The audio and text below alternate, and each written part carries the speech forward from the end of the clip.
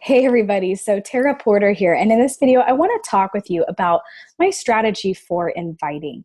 So, I don't know about you, but inviting is one of the hardest things for me as a coach, which is funny because that's like most of what you do. But I've worked through it. I struggle so much with worrying about coming across as salesy or being like that friend who's always inviting people and making them uncomfortable. So I worked really hard to try to come up with a way that I could effectively invite people without making myself feel terribly uncomfortable. And I feel so much more calm about my approach because I know, as I'm inviting someone, I know that I didn't just invite them 3 weeks ago to the last group I had. And that was something that I really had a hard time with before, was knowing kind of a system for how to invite people. I'm like, shoot, did I invite them last month? And having to look through the history and all that stuff. So this is just a different method I've been using that's been really useful for me. So first off, the first step that I do, the first wave of invites are to my current challengers. So if they're in my current challenge group, I'll write them and just say, hey, how did the challenge group go? Um, what did you learn about yourself from this experience? What do you still hope to work on? So I'll ask them those questions. And then I'll say, hey, I thought that you might be interested in this. This is what the focus is of our next challenge group. Now, my team likes to do focuses for challenge groups. That doesn't mean that we pick a certain workout program. We actually, like for example, this next month, it's December. So we're reading Chalene Johnson's Push. And so we're using that to talk about goal setting and prioritizing and how our health and fitness fits into that. And so that's our focus. So I'll tell them about the focus of the group and why I think it would work for them and be useful for them, and ask them, so are you in? So that's the first wave that I do, are those challenge group participants. The next thing are those who've expressed interest in a post on my Facebook wall. When, like twice a month, I'll do like an invite to my challenge group for that particular challenge group. Let me tell you a little bit about that invite. That invite is not this like picture of a Beachbody program or picture of me drinking Shakeology with like a thumbs up.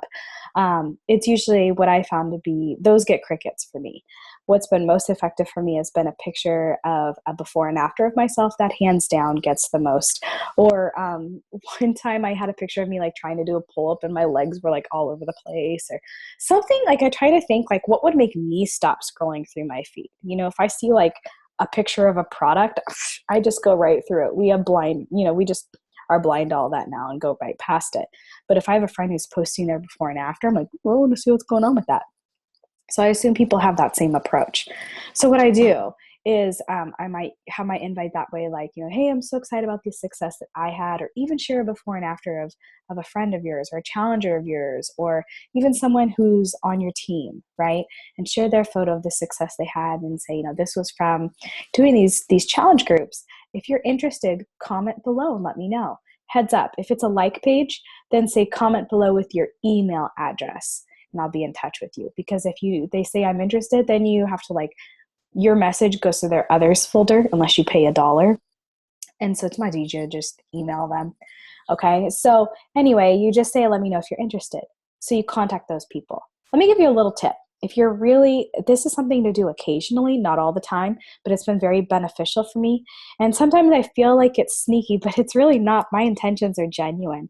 And that is, if I post a before and after photo of myself and I say comment or like if you're interested, or I'll just say even comment if you're interested, I'll notice that someone gave it a thumbs up. And I'll write them and I'll say, hey, I noticed that you gave my photo a thumbs up. Thank you so much. Like, that support means so much to me. I just wanted to double check with you because I know that post was asking if people were interested in my challenge group. I didn't know if your like meant you were interested or just cheerleading. Either way, it's totally cool. I just didn't want to miss you if you wanted to be a part of this.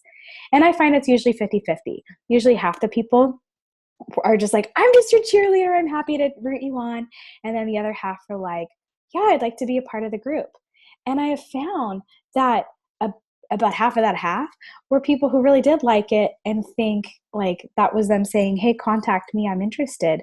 So I think of like, oh my gosh, how many people have I missed because I just assumed they would comment instead of like to say they're interested. So I'm grateful for this approach. But I only do it occasionally because if you do it all the time, like the same person who keeps liking your stuff, first of all, they're going to stop liking your posts because they're going to think, oh, she's going to ask me again to join that group. but also people might think it's sneaky. I genuinely am not doing it to be sneaky. It's not intentional. It really is getting people that I may have missed before. And also there's people who do like it, who didn't even think about the challenge group invitation, but by you saying like, hey, I saw that you liked it. Were you interested? They go, oh, I didn't think about that. Yeah, I think I'd like to be a part of that. Give me more information.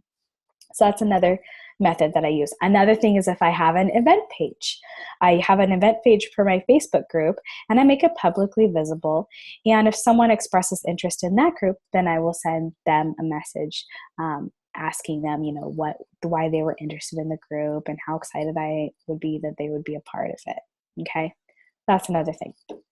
All right, next up are those who said follow up with me later. So anytime someone says no to me, I say, oh, no problem. When can I follow up with you? When do you think it would be a good time for you? And they'll tell me and I'll write it down. So I actually have a little table in Evernote and it's just the month and then the names. So like I go all the way out like May. I already have someone who says contact me in May. No problem. I'll check in with you in May. So next month when January happens, I've got a list of people that I can go to who said, yeah, follow up with me then. So that's very useful for me as well. So that's another layer of invites that you can do. Also my accountability group. So anytime someone finishes a Beachbody challenge that I've done or a clean eating challenge, whatever, I put them in this like fit family group. It's called like A Healthy Life is my group. And they're all in there and they can post their workouts and just support one another. And it's not like you have to be doing a Beachbody program. It's just a general fit family. We support one another. And those people are the people who already know about Beachbody. So I feel comfortable once in a while, not all the time, but just, like once a month saying like, hey, FYI, here's the next focus for our challenge group. Let me know if you're interested. So that's another layer of invites. If you really are wanting to get some activity in your challenge group, you could write each of those people individually. I personally haven't, but I bet that would be really effective. But I just post to that group.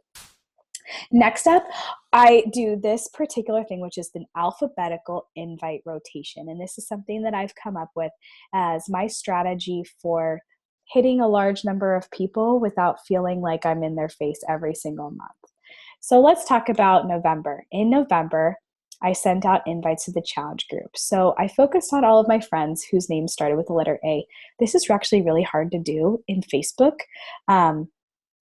I have a little workaround for it. In your event page, go to your event page and you type in the letter A, then it'll show you all your friends in alphabetical order by the letter A. If you do it the other way, I just have had a lot of issues. It only shows me like those I contact the most and I miss people.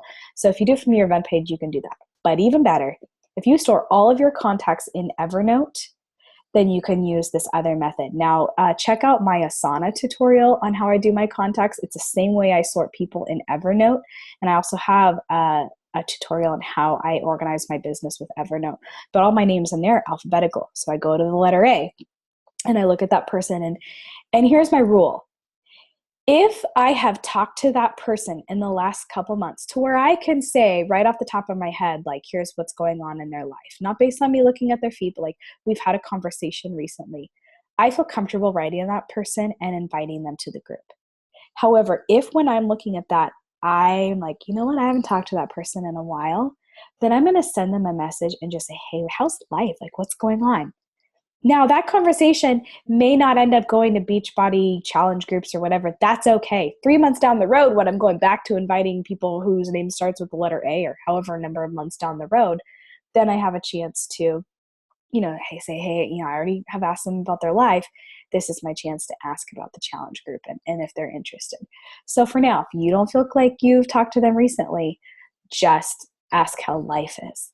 And that's why it's so important to check in with your friends regularly. One tip I have is if I see it's someone's birthday, that's a chance for me to check in and see how things are going or just whatever. It's just staying a part of their lives. I care about them and I want to know what's up. But I'm not going to send out an invite if I don't know what's going on with them and we haven't talked recently. I also look in my message history, and if the very last message I sent them was an invite to a challenge group, there's no way I'm sending them another one. I'm going to instead ask how life is going. Next month or a couple months down the road, maybe they'll be a part of the challenge group. But for right now, it's not going to be effective for me to blast them again because clearly they didn't respond before. Okay. If I see that my last message to them was asking them about how life was, then I'm posting to their Facebook wall saying like, hey, how are things going? Because sometimes people don't see messages, especially nowadays, now that they have it as a separate app in Facebook. Okay. So that's one method. So I go through all the letter A's, sending messages to the people who I feel comfortable with. And if I don't feel like I've talked to them, again, just saying how life is. Then I do the same thing with letter B, same thing with letter C, same thing with letter D. Just however much time I have in my day, I do. And these are warm messages that are personalized on how things are going. I might say like, hey, I love those pictures of Disneyland. This was an unusual day where I got a ton in, but usually I only get about 2 letters per day or maybe even month. Okay. It kind of depends. Another thing is I might do a large invite. So if you look over here for the upcoming January group, what I would do is on my event page, on the right-hand side of your event page, you can click invite friends and you can select what friends to invite. So I might pull up the letter O and invite all of my friends whose names start with the letter O. This is the least effective invite method that I have. It's kind of a last resort, but I found that I've occasionally gotten people who I've sort of ruled out in my head before, or who I haven't been able to have those, how you doing conversations with, because they've not answered or whatever. This has been a way to get them to pull it up. I'm finding though that a lot of people are kind of zoning out to those posts lately, because you get those like Jamboree party invites and you just sort of block them out, right? And so I don't want to do this all the time, but I do it occasionally as a good method. So as you can see, by doing this, each month I'm targeting a new letter. So I don't have to worry about hitting someone again who may not be interested. And you just go at a pace that you have time for. So it's been really, really busy for me working full time and such. So I haven't been able to get to as many letters. But this just helps me. And then by the time I hit the letter Z, then let's say it's February, then I go right back up to A and do it again. And I know that just a couple months ago I talked to them, but it wasn't last month. So it's a lot less obnoxious to people. Another thing is for coaching invites. I've blocked out the names here, but I do a little bit differently with coaching invites. Is if I've invited someone and they've been in a part of the group, I'm just going to write the notes for what happened that month, so that let's say February happens and I'm ready to check in on what happened a couple months ago, I can see where we're at. If they ask to follow up, I might write a follow-up. If I know they are really not available the next month, I know, for example, this person is not interested. She said check in next year, so I've crossed her out for December. So this is another method that I use to help me see where people are at so they can follow up with them. So that's my method. I have a post on my page that is my Evernote follow-up sheet that just breaks down how I follow up with these people and what that invite process looks like. So it's pretty casual, not pushy. And I hope this helps kind of relieve some of your fears. That way each day when you go into invite, you know exactly what to do. Also, one other thing that I do is I have, it's going to be hard to find. No, it's not. I have my templates, and this is available to coaches on my team, but it's a weekly to-do list. And I've broken down each of these posts for each week. So this particular week, you do 50 event invites on this day. And actually, I'm going to go down to week 4 here. On this particular day of the week is when I would invite people who said follow up this month. That way, all of those steps that I just talked about are all broken down in the Team Leaps and Bounds to-do list. So I hope this helps. I'm so happy I made this through without coughing because I'm so sick. So if you have any questions, please feel free to ask away. I'd be happy to help. And happy inviting. So just remember, writer's block and inviter's block. Don't worry about them. You've got this, okay? You can do it. It's not as scary as it seems.